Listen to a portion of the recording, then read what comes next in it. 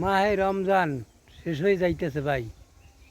ইনশাল্লাহ আপনাদেরকে একটা অনুরোধ করব ভাই, আজকে 23 রোজা।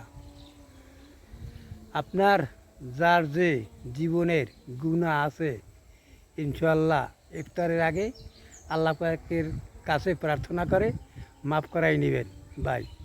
এই সুযোগ আর আপনার জীবনে আসে কি না একমাত্র আল্লাহ পাকই জানে।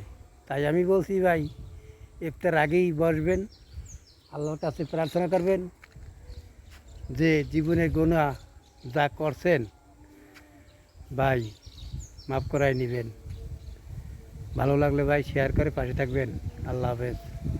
আমি শরীর অসুস্থ ভাই, বৈশাখ যাই আর আই তাতেই অসুস্থ হয়ে গেছি। রোজা আছি, ইনশাল্লাহ চেহারা দেখলে বোঝা যায় না। তারপর একটা ভিডিও ধরলাম, শেয়ার করে দিবেন।